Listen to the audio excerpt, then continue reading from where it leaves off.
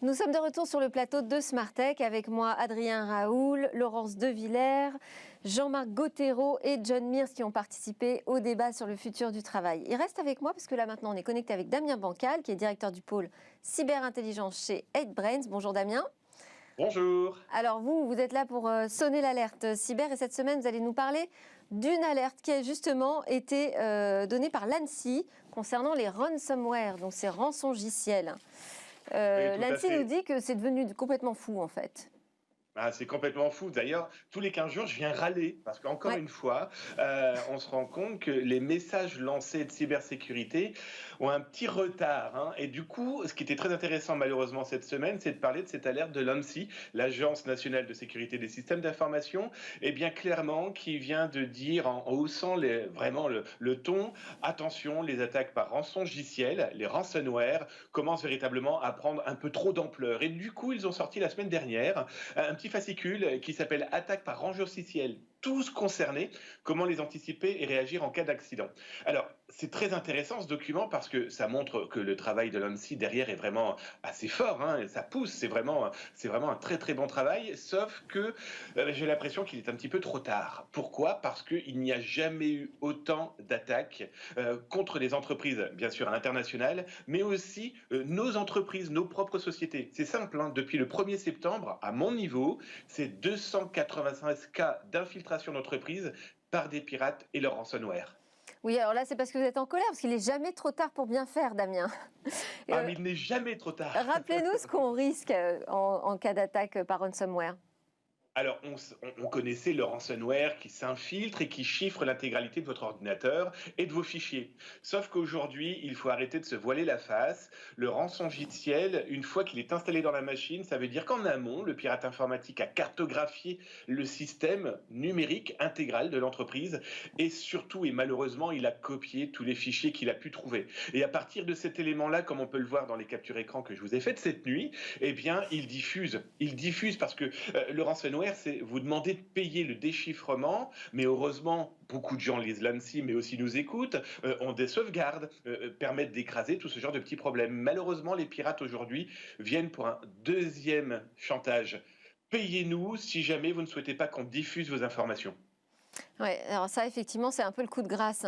Un petit conseil pour nous aider à nous protéger, s'il vous plaît, Alors, Damien. clairement, d'abord, c'est de nous regarder. Ça, c'est très bien. Mais surtout, c'est de voir les documents qui peuvent être proposés, comme donc celui de l'ANSSI, hein, qui revient en plus sur des cas très concrets d'entreprises qui avaient été impactées par des rançongiciels. Donc déjà, c'est s'informer. Comme je ne cesse de le dire et comme on ne cesse de le dire, s'informer, c'est déjà se sécuriser. C'est loin d'être négligeable. Et aussi éduquer son personnel, lui faire comprendre que le malheureux clic peut être dramatique. Oh, un exemple très clair qui a eu lieu pas plus tard qu'hier, une entreprise, un employé à 8h30 a cliqué sur une pièce jointe qu'il a reçue, qui se faisait passer pour une facture.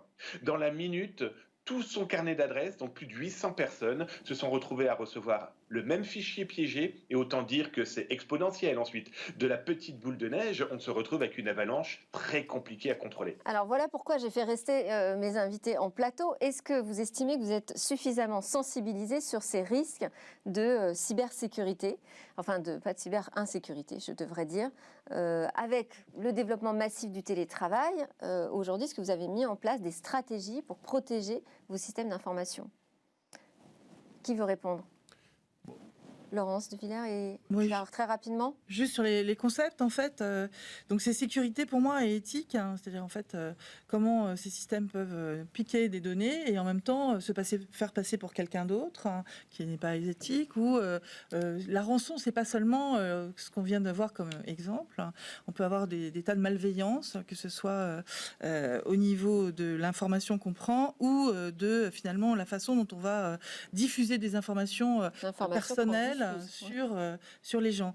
Et c'est important de penser aussi à ces aspects d'éthique qui sont sécurité. On veut des systèmes qui marchent, mais on veut aussi des systèmes raisonnables pour toutes les personnes qui travaillent dans la protection société. des données personnelles. Ouais. Est-ce que vous avez mis en place des Alors, protections nous, spécifiques voilà, on a hébergement chez des Slack? données et encryption des données, ce qui est le top de la sécurité. Mais au-delà de ça, comme on ne peut pas prévoir toutes les attaques, et il y a beaucoup de créativité de la part de ces pirates, je pense qu'il compte, c'est la capacité d'agilité de réponse de l'entreprise. Donc c'est la capacité de détection d'incidents et d'organisation pour très vite prendre les mesures appropriées en cas de problème.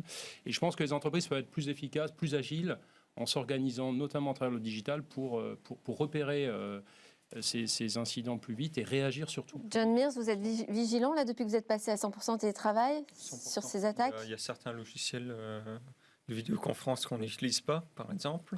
Pour des questions de cybersécurité, on a mis en place aussi pas mal de procédures en interne. Parce Là qu'en aussi, fait, ça demande de la formation. En fait. il ne faut pas que les gens s'envoient des emails ou des Slack pour des virements, des choses comme ça, il faut s'appeler. Parce que là, on a encore du mal, je pense, en ransomware, de répliquer la voix de la personne. Ouais, donc vous avez mis en place quelques protections. Alors, même si c'est en train de changer, effectivement. Non, on sait faire ça, synthétiser la Damien Bancal, est-ce que pour vous, le futur du travail, c'est un futur paradis pour les hackers? Enfin, les pirates?